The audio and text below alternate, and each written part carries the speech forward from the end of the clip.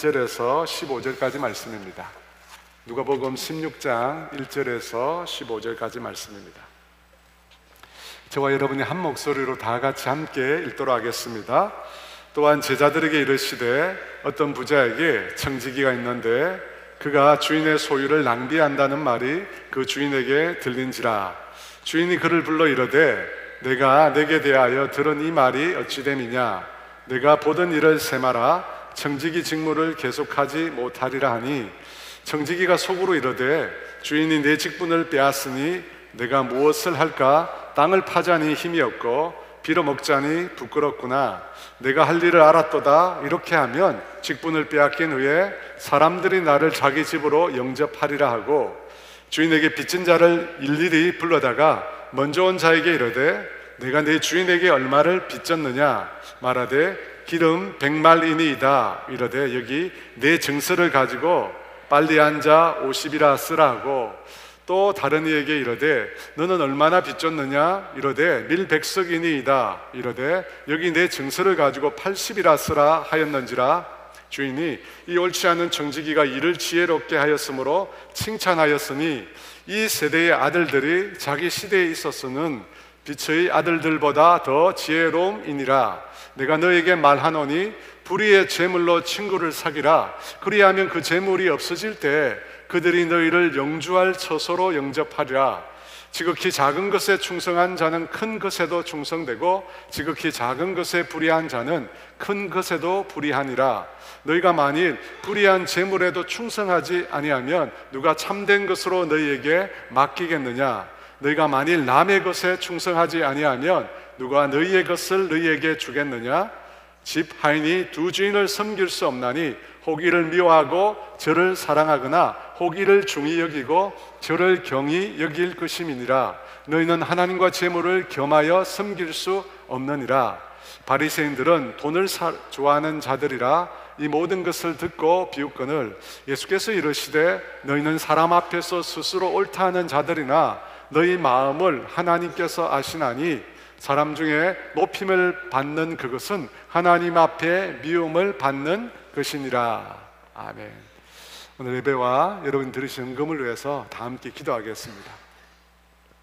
하나님 아버지, 참으로 감사를 드립니다. 오늘 이곳으로 나와서 주님을 예배하는 것이 특별한 은혜임을 우리 모두가 알게 하여 주시옵소서. 이 자리를 사모하지만 나오지 못한 영혼들이 있습니다. 흩어져 있는 영혼들이 있고 어떤 영혼들은 마음의 상처를 입고 또 방황하며 힘들어하는 가운데 예배의 현장에 나오지 못하는 영혼들이 있습니다. 하나님, 그런 영혼들을 불쌍히 여겨 주시옵소서. 주님, 이 시간 예배를 위하여 이 자리에 나온 영혼들 가운데 하나님께서 특별히 택하여 부르신 자들에게 특별한 은혜들을 부어 주시옵소서. 예배를 통해서 우리의 심령이 회복되고 우리의 삶이 회복되고 주님과의 관계가 회복되고 우리 주변의 모든 사람과의 관계가 회복되고 우리의 삶이 회복되는 은혜가 있기를 원합니다. 하나님, 각 사람에게 친히 말씀하여 주시고 그들의 삶 가운데 주님의 놀라운 일하심이 나타나게 하여 주시옵소서. 주님, 이 시간 모든 것이 주께로부터 온 것이며 주님이 우리 모든 소유의 주인이심을 고백하며 물질의 경배를 주 앞에 올려드립니다. 믿음으로 기쁨으로 감사함으로 주께 드리는 손길들마다 하나님께서 기억하여 주시고 이 땅에서 필요한 것을 채워주실 뿐 아니라 나누고 베풀고 섬김의 삶을 살아갈 수 있도록 은혜를 더하여 주시옵소서. 감사하며 예수님의 이름으로 기도합니다. 아멘. 누가복음 15장에는 세 가지 비유가 나왔습니다. 그 비유들은 모두 잃어버렸다는 것에 있어서 공통점이 있었습니다. 잃어버린 양, 잃어버린 동전, 잃어버린 아들에 관한 것이었습니다. 누가복음 15장을 지나서 16장에 보면 또 다른 두 가지 비유가 나옵니다. 하나는 오늘 본문인 불의한 청지기의 비유입니다. 그리고 19절 이하에 나오는 부자와 거지 나사로의 이야기입니다. 여러분, 이 두 가지 비유는 모두 재물에 관련되어 있다는 점에서 또한 공통점이 있습니다. 먼저 오늘 본문의 비유에는 청지기가 등장합니다. 어떤 부자에게 청지기가 있었다고 합니다. 여기서 청지기는 주인의 수입과 지출 등 재정 전반을 관리하는 재정관리인을 뜻하는 말입니다. 구약 성경에 보면 요셉이 보디발의 가정총무로 있었다고 하는데 이 가정총무의 역할이 바로 이 청지기입니다. 그런데 여러분, 이 비유 속의 청지기는 주인의 소유를 잘 관리하는 것이 아니라 오히려 그 소유를 낭비했다고 합니다. 주인의 재산을 탕진했다는 것입니다. 그 소식이 주인에게 전해졌습니다. 여러분, 주인이 어떻게 반응했을까요? 주인이 청지기를 불러서 너가 어떻게 이럴 수 있느냐 실망한 투로 그 청지기를 나무랐습니다. 그러면서 청지기 직무를 중단하고 지금 하고 있는 너의 일을 양도하라고 말을 합니다. 주인의 그 말을 듣고 난 후에 청지기가 무엇을 했을까요? 이 주인에게 빚진 자들을 일일이 불러서 주인에게 빚진 그 빚문서를 변조합니다. 이 원래 빚진 채무 금액보다 줄여서 액수를 다시 쓰게 합니다. 생각해 보면 말도 안 되는 행동인데요, 이 말도 안 되는 행동으로 청지기는 다시 한번 주인에게 엄청난 금전적 손해를 입힙니다. 주인이 그에게 청지기직을 그만두라고, 내가 행한 짓 때문에 지금 화가 났다고 말한 것을 두고 이 청지기가 도리어 앙심을 품고 이런 짓을 했을까요? 그런데 여러분, 더더욱 이해가 안 되는 게 있습니다. 그게 뭐냐면 주인이 그 청지기를 칭찬합니다. 8절 상반절인데요, 함께 있습니다.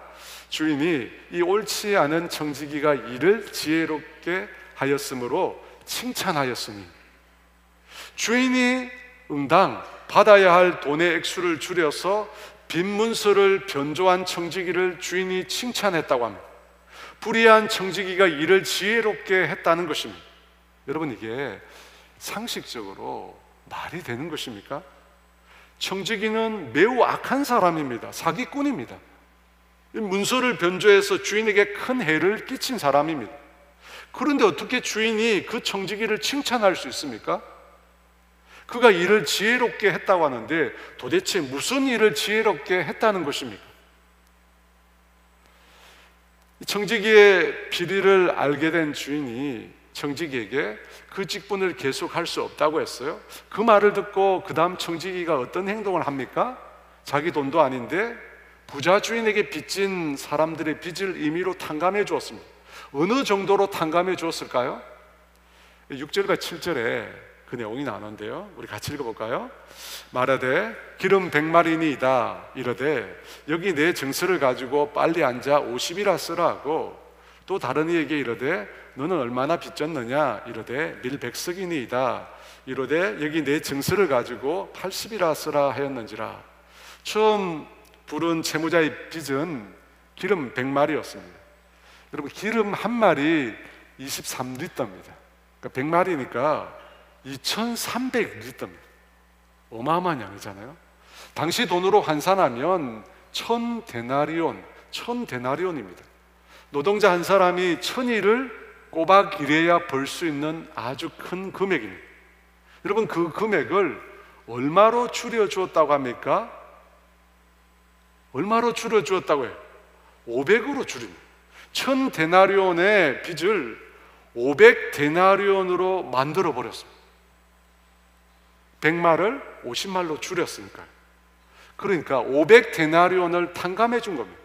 엄청난 금액을 탕감해 준 거예요. 두 번째 채무자에게는 또 얼마를 탕감해 주었습니까? 두 번째 채무자는 밀 100석을 빚졌다고 합니다. 이 밀 100석은 도량량으로 계산해 보면 360리터에 해당되는 양입니다. 돈으로 환산하면 2500데나리온, 2500데나리온. 한 사람의 노동자가 6년 10개월 꼬박 일하고 단 한 푼도 쓰지 않아야 벌 수 있는 돈입니다. 그 금액 중 얼마를 탕감해 주었다고 합니까? 20%인 500데나리온을 또한 탕감해 주었다고 합니다. 여러분, 첫 번째와 두 번째 탕감률은 각기 다르지만 500데나리온이라는 거액을 탕감해 주었습니다. 성경에 나오지 않지만 그 외에 다른 채무자들의 빚들도 아마 많이 탕감해 주었을 것입니다. 여러분, 이 일은 주인에게 엄청난 피해를 끼친 짓입니다. 그런데 그가 이런 행동을 한 이유가 있습니다. 왜 이런 행동을 했을까요? 4절에 그 내용이 나옵니다. 우리 같이 읽습니다. 내가 할 일을 알았도다. 이렇게 하면 직분을 빼앗긴 후에 사람들이 나를 자기 집으로 영접하리라. 주인이 청지기직을 그만두라 그 말을 했을 때, 그 말을 듣고 난 다음에 청지기는 속으로 곰곰이 생각했습니다. 주인이 내가 하는 일을 빼앗았으니까 이제 어떻게 해야 하나. 땅을 파자니, 몸으로 하는 일을 하자니 힘이 없고, 또 빌어먹자니, 이 빌어먹는 거 있잖아요. 다른 사람의 구제를 받아서 살아가는 이 빌어먹자니 부끄럽구나, 자존심이 허락하지 않는다는 것입니다. 그렇게 해서 생각한 것이 뭐냐면, 주인에게 지금 현재 빚져 있는 채무자들을 하나하나 불러서 그들의 빚을 탕감해 주는 것입니다. 그것도 어느 정도요? 많이 탕감해 주는 것입니다. 여러분, 그렇게 하면 자신이 청지기직에서 완전히 쫓겨난 이후에 그 빚진 자들이, 주인에게 빚진 그 자들이 자신에게 받았던 그 은혜를 갚아주지 않겠느냐라는 것입니다.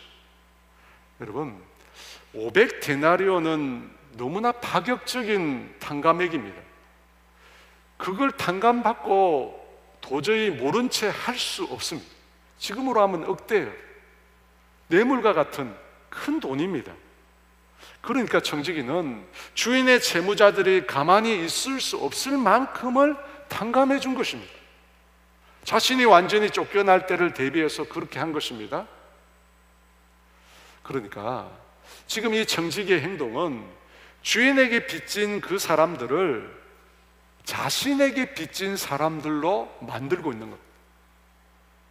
그는 자신의 생계를 책임져 줄 사람을 이제 주인에서 그 주인에게 빚진 채무자들로 바꾸고 있다고 말할 수 있습니다. 그런데 여러분, 정말 이 생각은 너무나 주도 면밀한 생각이지만 현실적으로 맞지 않습니다. 왜냐하면 빚을 탕감한 일이 곧 탄로가 날 것이 뻔하기 때문입니다. 아니나 다를까 8절에 보니까 주인이 그 사실을 알게 됩니다. 청지기가 주인에게 빚진 사람들의 빚을 대폭 탕감해 주었다는 사실을 주인이 알게 됩니다.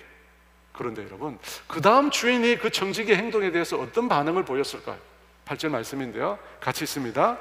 주인이 이 옳지 않은 청지기가 일을 지혜롭게 하였으므로 칭찬하였으니 이 세대의 아들들이 자기 시대에 있어서는 빛의 아들들보다 더 지혜로움이니라.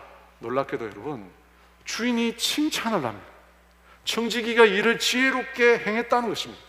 어떻게 청지기가 일을 지혜롭게 한 것일까요? 그는 주인의 소유를 낭비했습니다. 그리고 쫓겨날 때쯤 되어서는 빈문서를 변조해서 주인에게 엄청나게 큰 손해를 입혔습니다. 그렇게 한 이유는 자신이 그 직분에서 쫓겨난 이후에 주인의 채무자들로부터 재정적인 도움을 얻기 위한 너무나 교활한 행동이었습니다. 그런데 놀랍게도 주인은 지혜롭게 행했다고 오히려 그 청지기의 행동을 칭찬하고 있습니다. 여러분, 이게 무슨 의미일까요? 예수님께서 이 비유를 드셨는데 도대체 이 비유는 무엇을 말씀하시는 것일까요? 먼저 이 비유에 등장하고 있는 인물이 누구인지를 분명히 알아야 합니다. 비유에 등장하는 부자 주인은 하나님이실 것입니다. 그러면 여러분, 이 비유에 등장하는 청지기는 누구일까요? 다시 보면 8절입니다. 주인이 이 옳지 않은 청지기가 일을 지혜롭게 하였으므로 칭찬하였으니 이 세대의 아들들이 자기 시대에 있어서는 빛의 아들들보다 더 지혜로움이니라. 옳지 않는 청지기가 일을 지혜롭게 했다고 합니다. 그 다음 구절에 이 세대의 아들들이 빛의 아들들보다 더 지혜롭게 행했다고 합니다. 여러분, 그러니까 여기서 말하는 청지기, 옳지 않는 청지기 누굽니까? 이 세대의 아들들인 것입니다. 이 세대의 아들들, 이 세상의 아들들입니다. 예수를 믿지 않는 이 세상의 사람들을 가리키는 표현입니다. 여러분, 본문의 청지기는 예수를 믿는 예수님의 제자가 아닙니다.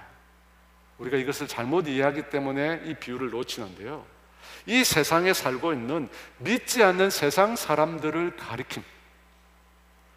주인은 그들을 옳지 않는 청지기라고 말합니다. 도덕적으로 흠이 많다는 것입니다. 주인의 소유를 낭비했고 또 해고되기 전에 주인에게 빚진 자들의 빚을 아무렇게나 탕감해서 주인에게 큰 손해를 끼쳤습니다. 여러분, 그걸 보면 이 청지기는 옳지 않는 청지기가 맞습니다. 도덕적으로 매우 해이한 불의한 청지기가 맞습니다. 그런데 주인이 그를 칭찬했습니다. 근데 여러분, 우리가 여기서 생각해야 될 것은 주인이 칭찬한 부분은 청지기의 전부가 아닙니다. 주인이 칭찬한 부분이 따로 있습니다. 무엇을 칭찬했습니까? 주인의 소유를 낭비하고 임의로 빚을 탕감해 준 부분을 칭찬한 것이 아니라 청지기가 자기의 미래를 준비했다는 것입니다. 자신이 쫓겨날 때를 미리 생각해서 자신의 앞날을 미리 준비했다는 것입니다. 그것을 주인이 칭찬한 것입니다. 그것을 두고 주인이 청지기가 지혜롭게 행했다고 말을 한 것입니다. 여러분, 이 본문에 나오는 이 지혜라고 하는 말은 그래서 헬라어로 프로미니모스라고 하는 단어인데, 이 단어는 때나 시간과 관련이 있습니다. 곧 미래의 시간을 인식하는 지혜라는 것입니다. 그래서 주인이 지혜롭게 행했다, 이 말은 미래에 일어날 일을 미리 예상하고 그것을 준비했기에 지혜롭다고 말을 한 것입니다. 여러분, 그 말을 주인이 하면서 그 다음 이런 말을 덧붙입니다. 누가복음 16장 8절 하반절인데요, 같이 읽습니다. 이 세대의 아들들이 자기 시대에 있어서는 빛의 아들들보다 더 지혜로움이니라. 이 세대의 아들들, 믿지 않는 사람들이 빛의 아들들보다 더 지혜롭다고 합니다. 여러분, 이 말이 무슨 뜻일까요? 믿지 않는 이 세상 사람들이 이 세상에서의 자신의 미래는 잘 준비한다는 뜻입니다. 이 세상에서는 빛의 아들들, 곧 예수를 믿는 자들보다 믿지 않는 자들이 훨씬 더 지혜롭게 자신의 미래를 준비한다는 뜻입니다. 여러분, 그렇잖아요.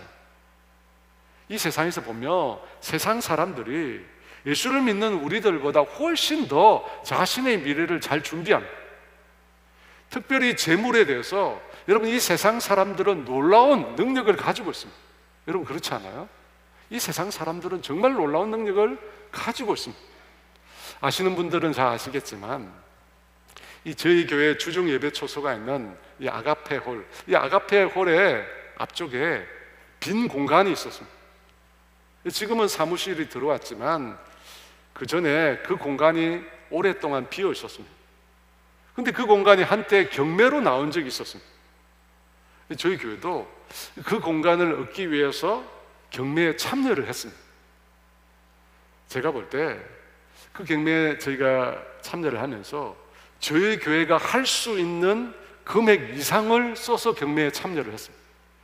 기도는 했지만 제 속에 과연 이 금액으로 이 공간을 사야 하나 정말 고민을 많이 하면서 금액을 적었어요. 근데 결과적으로 저희가 그 경매를 받지 못했어요. 최종 낙찰된 금액을 보니까 이 공시가라고 그러죠. 공시가의 2배가 나왔습니다. 너무 비싼 가격에 경매가 낙찰이 된 것입니다. 그래서 제가 처음에는 이해가 안 됐어요. 아니, 도대체 이 건물이 이렇게 비쌀 이유가 뭐가 있을까? 제가 여러 부동산 하시는 분들에게 물어봤거든요.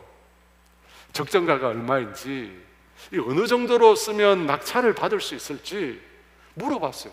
그래서 많은 분들이 저에게 조언을 해줬는데 그분들이 조언한 금액보다 제가 훨씬 높은 금액을 적었습니다. 그런데 그것보다 훨씬 더 높은 금액으로 낙찰이 된 겁니다. 저희 아가페홀이 있는 상가가 이제 오래되어서 재건축이라고 하는 호재가 있습니다. 그렇다 손 치더라도 너무 높은 금액이 나온 것입니다. 나중에 제가 물어보니까 그 경매를 받은 곳은 서울에 있는 서울 소재 부동산 투자 회사였습니다. 그들은 그 공간을 사서 소위 쪼개기를 해서 2평, 3평을 분할해서 개인들에게 팔았다고 합니다. 여러분, 그렇게 해서 경매에 들어간 금액의 두세 배를 회수했다고 합니다. 제가 그걸 들으면서 정말 세상 사람들은 머리가 뛰어나구나 알게 되었어요. 여러분, 돈을 버는 일에 있어서 이 세상 사람들의 지혜는 타의 추종을 불허합니다. 돈 불리는 법을 너무 잘 알아요. 그래서 투자의 기재, 재테크의 달인이라고 하잖아요. 사랑하는 여러분, 오늘 본문의 주인인 하나님께서는 불의한 청직인 이 세상 사람들을 칭찬하셨습니다. 왜 칭찬하셨어요? 그들이 닥쳐올 자신의 미래를 준비했기 때문입니다. 그들 앞에 닥쳐올 앞날을 대비하여 지혜롭게 처신을 했기 때문입니다. 그렇다면 이 세상 사람들이 아닌 빛의 아들들, 예수 믿는 우리들은 이 세상에서 어떻게 우리의 내일을 준비해야 할까요? 예수를 믿는 우리는 어떻게 지혜롭게 우리의 앞날을 준비해야 하는 것일까요? 사랑하는 여러분, 우리는 이 세상에 살고 있는 사람들과 다릅니다. 그래서 오늘 본문에 나오는 이 불의한 청지기처럼 불의하고 악하게 우리의 미래를 준비할 수 없습니다. 우리의 신앙 양심상 우리는 그렇게 할 수 없습니다. 그러면 어떻게 우리가 우리의 미래를 준비할 수 있을까요? 9절에 주님께서 이렇게 말씀하십니다. 우리 같이 있습니다. 내가 너에게 말하노니 불의의 재물로 친구를 사귀라. 그리하면 그 재물이 없어질 때에 그들이 너희를 영주할 처소로 영접하리라. 이 말씀 앞부분에 내가 너희에게 말하노니 라고 하십니다. 여기서 너희는 누굴까요? 제자들입니다. 예수님을 따르는 제자들을 말합니다. 그러니까 여러분, 지금 예수님께서 말씀하시는 대상이 바뀝니다.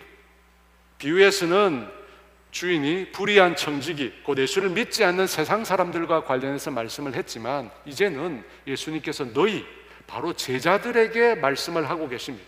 그 제자들에게 무엇을 하라고 합니까? 불의의 제물로 친구를 사귀라고 합니다. 앞서 불의한 청지기가 지혜롭게 행했다고 했는데, 이제는 불의의 재물을 말씀하고 있습니다. 불의의 재물. 재물이라고 하는 말에 불의가 붙어 있습니다.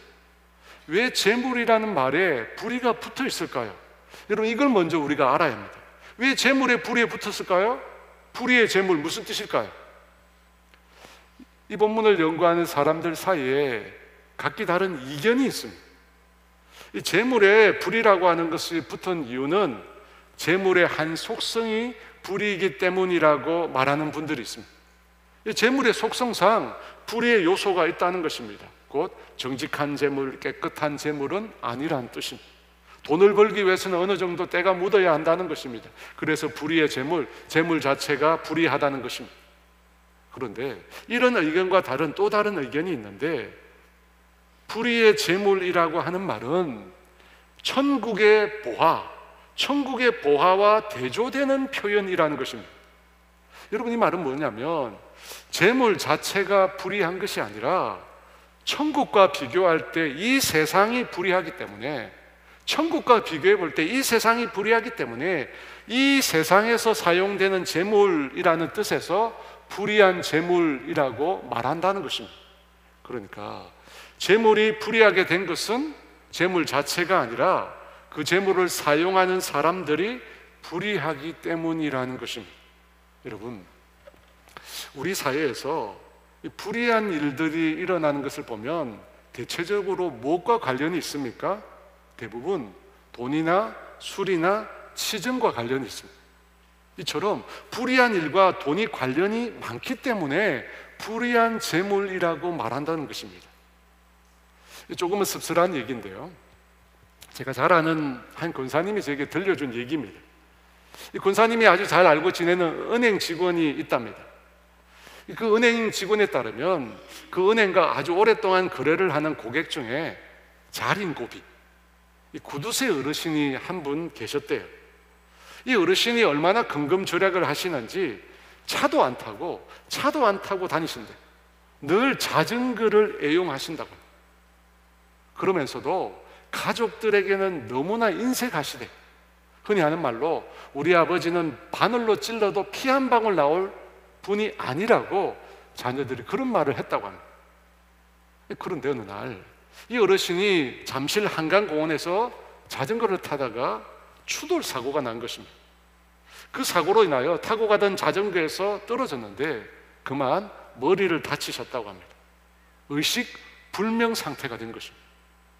그런데 그 소식을 접한 가족들이 놀랍게도 병원이 아니라 은행에 먼저 몰려왔대.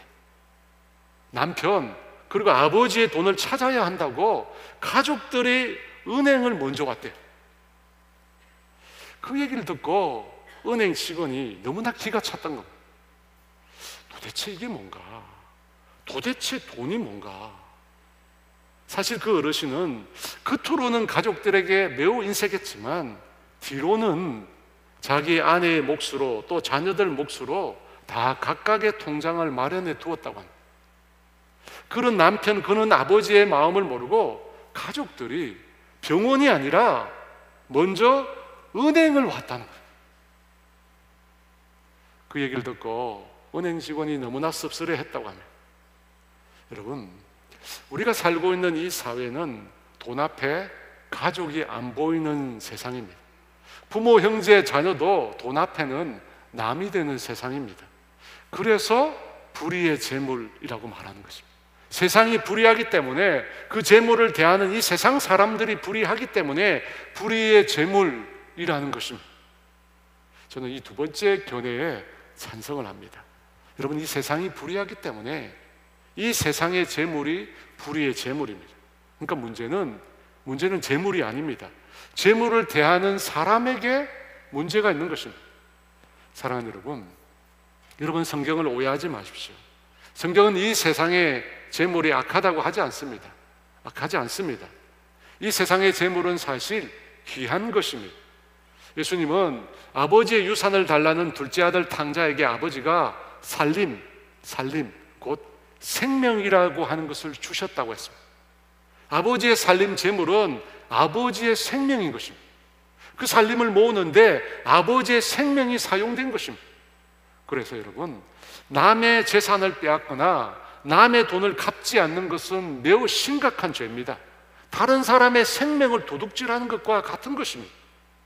그런데 주님은 그 재물을 가지고 무엇을 하라고, 예수 믿는 우리에게 무엇을 하라고 말씀하십니까?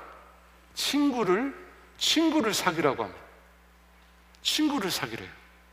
그렇게 하면 이 세상의 재물이 다 사라졌을 때 너희 재물에 도움을 얻은 자들이 너희를 영접하게 될 것이라고 합니다. 사랑하는 여러분, 이 세상의 재물로 친구를 사귀라 하십니다. 무슨 말입니까?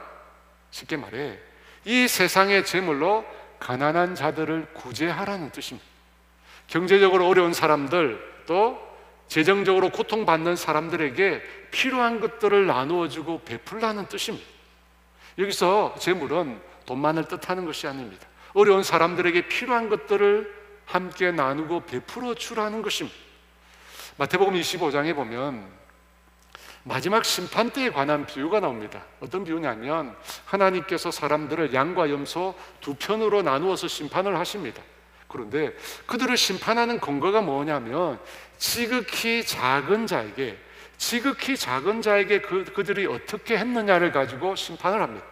마태복음 25장 40절에 임금이 대답하여 이르시되 내가 진실로 너희에게 이르노니 너희가 여기 내 형제 중에 지극히 작은 자 하나에게 한 것이 곧 내게 한 것이니라 하시고, 지극히 작은 자, 어떤 자입니까? 이 땅에서 자기 소유를 가지지 못한 가난하고 재정적으로 어려운 사람들입니다. 그들을 어떻게 대했느냐에 따라서 양과 염소로 나누어지는 것입니다. 그렇다면 양은 어떻게 행했을까요? 자신의 재물을 가지고 이 세상에서 가난하고 어려운 사람들을 돌본 것입니다. 그래서요, 마태복음 25장 35, 36절에 이렇게 말합니다. 함께 읽습니다. 내가 줄일 때에 너희가 먹을 것을 주었고 목마를 때에 마시게 하였고 나그네 되었을 때 영접하였고 헐 벗었을 때 옷을 입혔고 병들었을 때 돌보았고 옥에 갇혔을 때 와서 보았느니라. 여러분, 바로 이것이 불의의 재물로 친구를 사귀는 것입니다. 가난하고 헐벗고 그래서 고통 중에 있는 사람들을 돌보고 구제하고 섬기는 것입니다. 사랑하는 여러분, 오늘 우리가 읽은 이 누가복음 16장 말씀은 남을 위하여 재물을 사용하면 그의 선한 행위로 천국에 들어갈 수 있다, 그런 말씀이 아닙니다. 여러분, 이 말씀은 지금 이미 믿고 있는 제자들에게 하신 말씀입니다. 재물을 가지고 친구를 사귀면 다가올 내세에 칭찬과 환대를 받는다는 뜻입니다. 여러분, 사람은 악하기 때문에 그 사람이 가지고 있는 재물은 언제든지 악한 일에 사용될 수 있습니다. 그런데 그 재물을 가지고 다른 가난하고 어렵고 고통받는 사람들에게 베풀게 되면 나중에 어떻게 된다고요?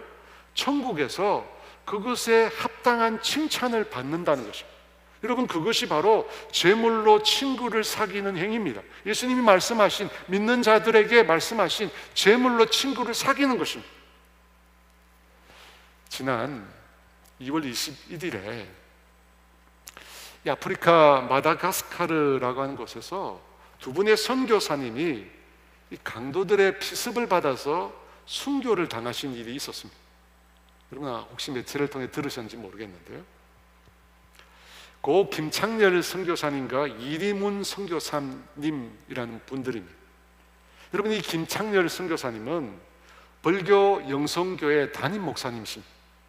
그 교회에서 수십 년간 목회를 하신 분이십니다.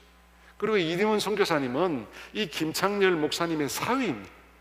이 두 분은 3년 전에 가지고 있는 전 재산을 다 정리해서 마다가스카르로 떠나셨습니다. 이 김창렬 목사님은 자신의 생의 마지막을 아프리카 농촌 주민을 돕기 위한 선교사로 헌신한 거예요. 목회를 마치고 마지막 남아있는 인생을 선교사로 헌신한 거예요. 그때 그분의 나이가 86입니다. 그분의 나이가 86이에요. 게다가 성치 않은 몸이었습니다. 그럼에도 이 마다가스카르 땅에 헐벗고 굶주린 영혼들에게 육신의 양식과 영혼의 양식을 베풀기 위해서 그 땅으로 가신 것입니다.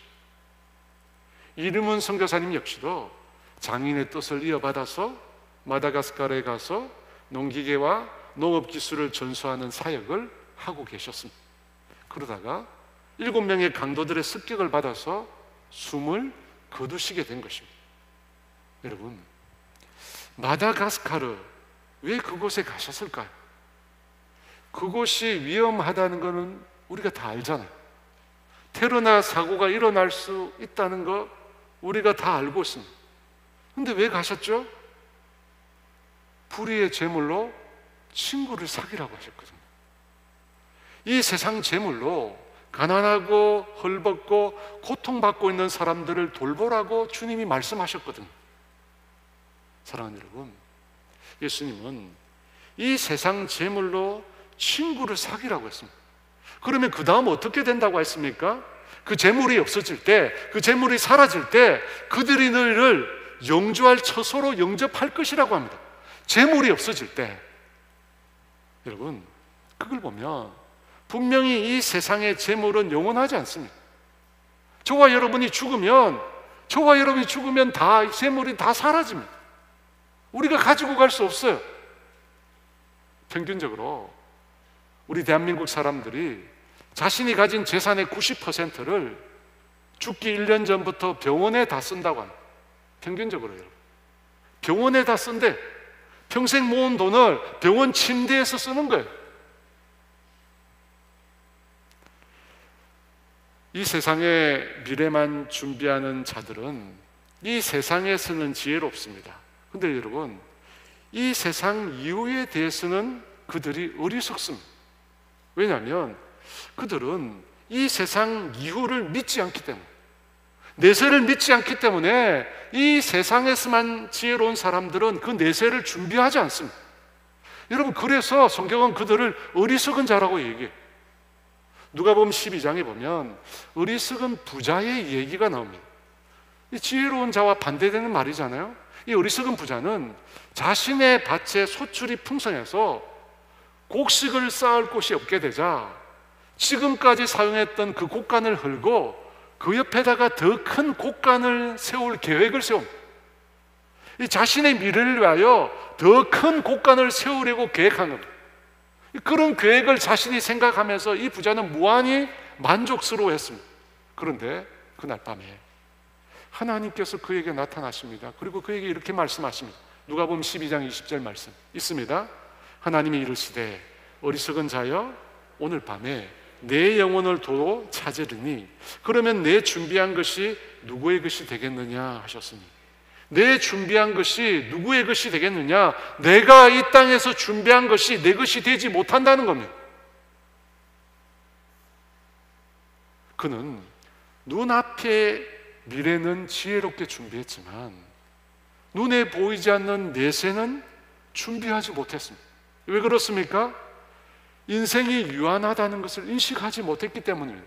죽을 날을 생각하지 못한 것입니다. 죽을 날을 생각하지 못한 거예요. 이 다음 주 본문인 이 부자와 거지 나사로의 얘기가에도 그런 내용이 나옵니다. 여러분, 부자에 대해서 성경이 이렇게 말씀합니다. 누가복음 16장 19절 말씀 함께 있습니다. 한 부자가 있어 자색 옷과 고운 베옷을 입고 날마다 호화롭게 즐기더라. 날마다 잔치를 열고 호화롭게 즐기는데, 여러분, 그 부자의 집 대문 앞에 버려진 거지가 있습니다. 근데 그 버려진 거지를 부자가 돌보지 않습니다. 부자의 상에서 떨어지는 그 부스러기를 거지가 먹으려고 하는데 개들이 와서 그 거지의 상처를 핥는다고 합니다. 여러분, 그러다가 부자가 죽은 것입니다. 부자가 죽은 거예요. 불의한 재물로 친구를 사귀라고 했는데 자기 집 대문 앞에 있는 가난한 자를 돌보지 않은 것입니다. 여러분, 죽고 나서 어디로 갔을까? 여러분, 그는 어리석은 사람인 것입니다. 사랑하는 여러분, 믿지 않는 세상 사람들은 이 세상에서의 미래만 준비합니다. 하지만 예수 믿는 우리는 이 세상 이후를 준비해야 돼요. 여러분, 이 세상 이후를 준비해요. 여러분, 우리가 이 세상 이후가 있다는 사실을 우리가 믿잖아요. 이 세상 이후에 내세가 있다는 걸 우리가 믿잖아요. 그러면 우리가 이 세상 이후를 준비해야 합니다. 여러분, 그것이 무엇이라고 말씀합니까? 불의의 재물로 친구를 사귀라는 것입니다.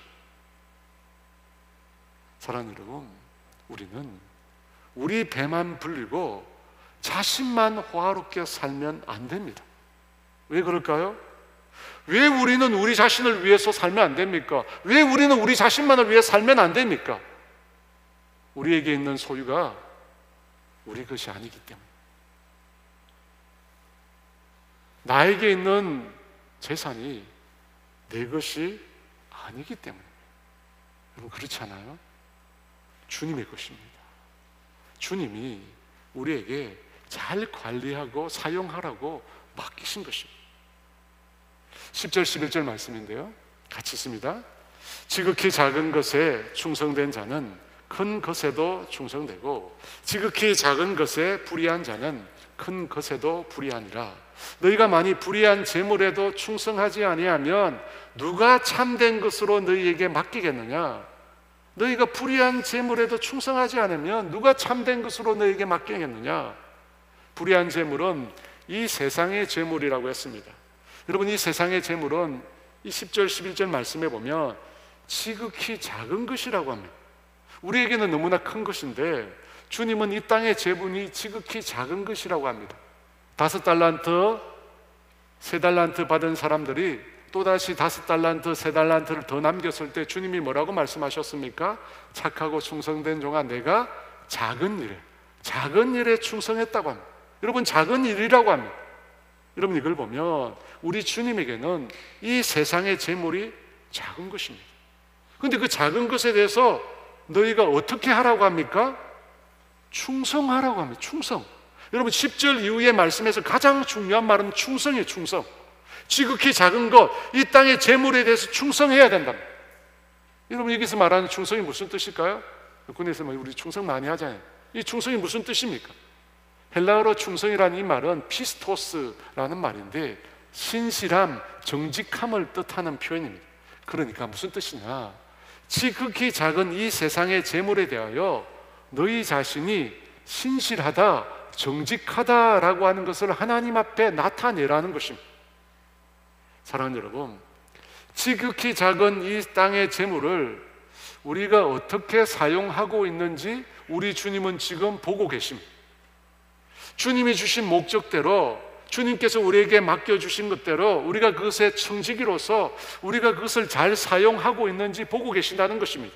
그 주님 앞에 우리의 신실함, 우리의 정직함을 나타내라고 합니다. 그러면 어떻게 한다고요? 참된 것을 맡기신다. 여러분, 우리가 땅의 재물에 대해서 우리의 정직함과 신실함을 나타내면 주님은 참된 것, 곧 썩지 않는 천국의 것과 그 보화를 우리에게 주신다는 겁니다. 그러므로 여러분, 땅의 재물에 욕심이 멀거나 어리석은 부자처럼 자신만을 위하여 그 재물을 쌓아두지 말라는 것입니다. 이 땅의 재물은 내 것이 아닙니다. 여러분, 내 것이라면 죽은 후에 가져가야죠. 내 것이 아니에요. 이 땅에 사는 동안 주님이 그것을 잘 사용하라, 갖고만 있는 게 아니에요. 잘 사용하라고 주님이 주신 겁니다. 주님의 뜻대로 사용하라고 주신 거예요. 그런데 너무나 안타깝게도 많은 사람들이 그 재물을 주님으로 섬깁니다. 주님의 뜻대로 그것을 잘 사용하라고, 그 재물을 가지고 친구를 사귀라고 했는데 그 재물 자체를 주님으로 섬겨요. 13절 말씀입니다. 같이 있습니다. 집 하인이 두 주인을 섬길 수 없나니 혹 이를 미워하고 저를 사랑하거나 혹 이를 중히 여기고 저를 경히 여길 것임이니라. 여러분, 여기 사랑한다는 말은 아가파오입니다. 아가파오. 하나님의 사랑을 말하는 아가페입니다. 그러니까 재물을 사랑한다는 것은 다른 말로 재물을 하나님으로 사랑한다는 뜻입니다. 그렇게 재물을 하나님으로 사랑하는 자는 그 재물을 주신 하나님은 어떻게 한다고요? 경히, 소홀히 여긴다는 거죠. 그 재물 때문에, 재물을 사랑하기 때문에, 사랑하는 그 재물 때문에 하나님을 멀리하는 것입니다. 그래서 그 재물 때문에 우리가 주일도 잘 안 지키잖아요. 사랑하는 여러분, 성경에 보면 참 놀랍게도 재물이나 소유에 대해서 참 많이 말씀합니다. 왜 이렇게 많이 말씀하실까요? 이 땅에서의 재물이 우리의 삶에 너무나 큰 영향을 미치기 때문입니다. 재물이 생명과 같은 것이라고 했잖아요. 하지만 여러분 기억할 것은 그 재물이 우리에게 영원한 것을 주진 못합니다. 영원한 것을 주지 못해요. 주님께는 이 땅의 재물이 아주 작은 것에 불과합니다. 그런데 그 작은 것 때문에 하나님께 우리가 불충성해서는 안 된다는 것입니다. 감리교의 창시자인 존 웨슬리는 이런 말을 남겼습니다. 돈주머니가 회개해야 진정한 회개이다. 우리의 마음속에 무엇이 있는지를 아주 명확하게 지적한 말씀입니다. 사랑하는 여러분, 하나님 앞에 크지 않는 것입니다. 그 재물에 충성을 다하는 저와 여러분 되기를 원합니다. 주님이 정말로 오늘 말씀에 하신 대로, 맡기신 대로 가난한 자를 돌보는 나눔과 구제의 삶, 어렵고 힘든 사람들을 돌보는 그런 삶을 저와 여러분 모두가 살기를 원합니다. 여러분, 그것이 빛의 자녀들, 하나님의 자녀들이 이 땅을 살아가는 모습입니다. 여러분, 우리는 이 땅의 미래가 아니라 우리가 죽고 난 그 다음 내세를 준비하는 사람들입니다. 그것이 여러분 내세를 준비하는 정말로 지혜로운 삶의 모습입니다. 그런 삶을 사시다가 주님 앞에 섰을 때 부끄럽지 않는 청직이 다 되시기를 원합니다. 주님께로부터 칭찬받는 저와 여러분 모두가 되시기를 주의 이름으로 축원합니다. 나의 모습 나의 소유라고 하는 찬양이 있는데요, 이 찬양 들으면서 우리 주님 앞에 함께 나아갔으면 좋겠습니다.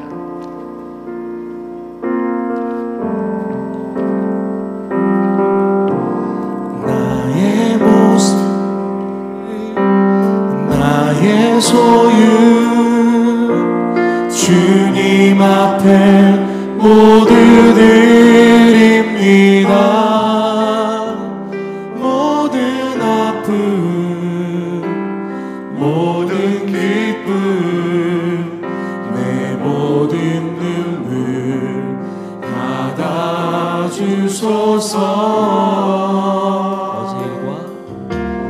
어제 일과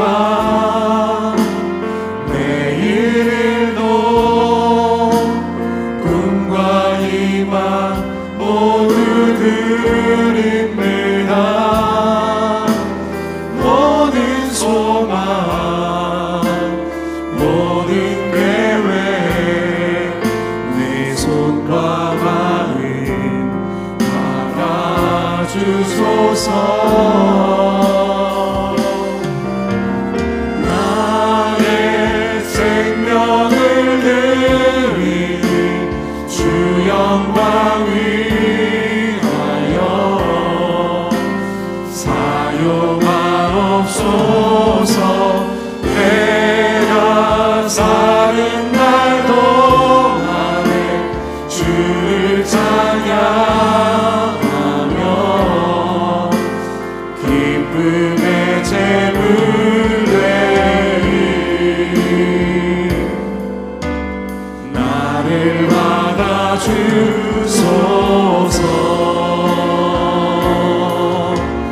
우리가 가진 이 모든 것들을 다 주께서 우리에게 주시었네. 못 받게 드릴 것이 없으니 내 삶을 받아 주소서. 나의 생명을 드리니 주 영광 위하여 사용하옵소서. 내가 사는 날 동안에 주를 찬양하며 기쁨의 제물 되리. 나를 받아주소서.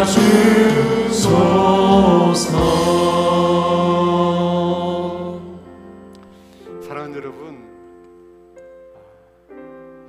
우리가 가진 소유에 대해서 말씀을 전한다는 거 쉬운 일이 아닙니다. 그런데 성경은 정말 자주 되풀이해서 재물에 대해서 많이 말씀하십니다. 왜일까요? 우리의 마음이 과연 어떤 것인지 보여주는 가장 좋은 리트머스 시험지가 바로 우리가 가지고 있는 소유이기 때문입니다. 그런 마음이 여러분에게 또 생길 수 있습니다. 오늘 말씀을 들었지만 그래도 저는 지금까지 살던 대로 살게요. 제가 수고한 거잖아요. 제가 노력해서 얻은 거잖아요. 그런 분이 혹시 이 자리에 있을 수 있습니다. 사랑하는 여러분, 주님이 아세요. 주님이 아신다니까요. 여러분이 얼마나 수고하고 땀 흘리고 노력해서 여러분의 소유를 지금까지 이룬 거 주님이 아십니다. 우리의 생명과 같은 거 실한 걸 아십니다.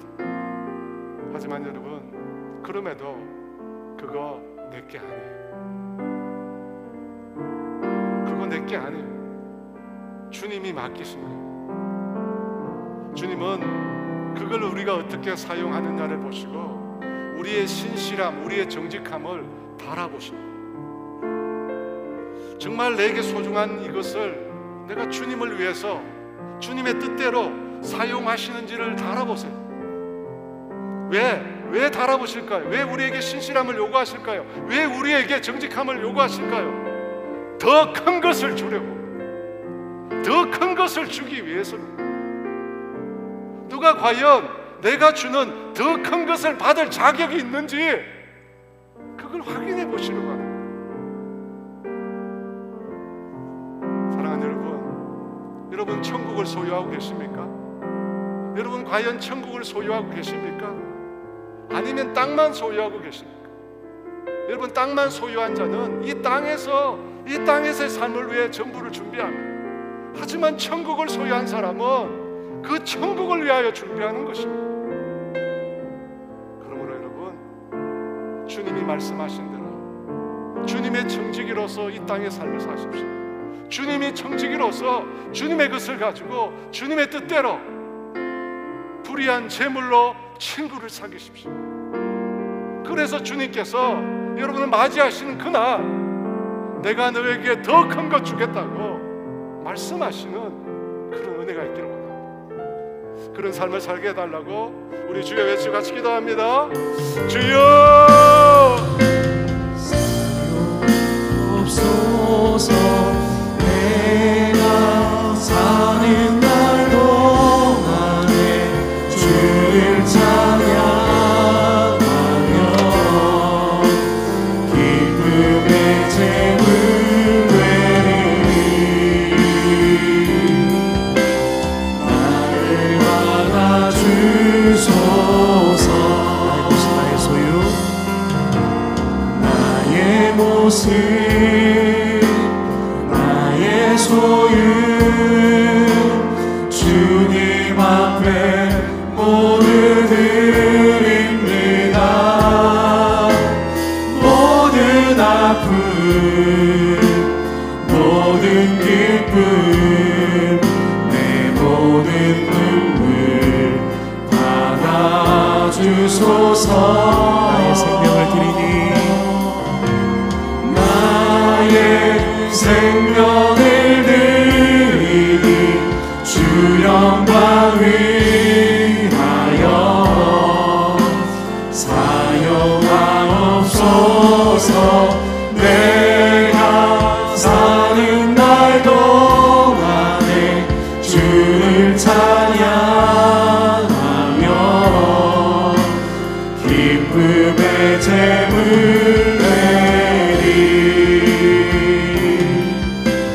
나를 받아주소. 나의 생명을 드리니 나의 생명을 드리니 주 영광 위하여 사용하옵소서. 내가 사는 날 동안에 주를 찬양하며 기쁨의 재물 되리 나를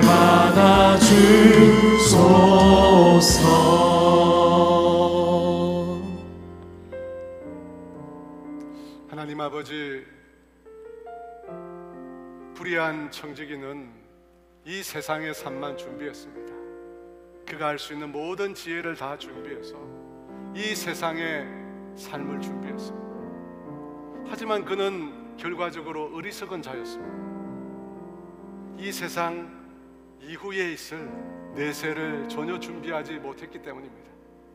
주님, 우리 중에 그런 세상에서는 지혜로웠지만 결국에 어리석은 자가 단 한 명도 나오지 않게 하여 주시옵소서. 주님이 말씀하신 대로 눈에 보이는 세상이 아니라 눈에 보이지 않는 천국을 준비하는 우리가 되게 하여 주시옵소서. 보이지 않는 것을 볼 수 있는 믿음을 우리 가운데 주셔서 이 땅이 아니라 주님께서 우리를 위하여 예비하신 그 천국의 보화를 우리가 쌓는 주님의 사람들이 다 되게 하여 주시옵소서. 이 세상에 살 때는 비록 세상 사람들의 눈에는 어리석게 보이지만 주님의 눈에는 참으로 지혜로운 주님의 자녀들 다 될 수 있도록 은혜를 베풀어 주시옵소서. 사랑하는 우리 모든 성도들이 불의한 재물로 친구를 사귀는 그런 삶을 살 수 있도록 은혜 베풀어 주시옵소서. 지금은 우리 주 예수 그리스도의 은혜와 하나님의 다함이 없는 사랑하심과 성령의 교통하심과 인도하심과 위로하심, 오늘 주님이 말씀하신 대로 빛들의 자녀로 불의의 제물로 친구를 사귀는 그러한 사람 되기를 소망하는 사랑하는 성도들 위해 이제로부터 영원토록 함께 하시기를 간절히 축원하옵나이다.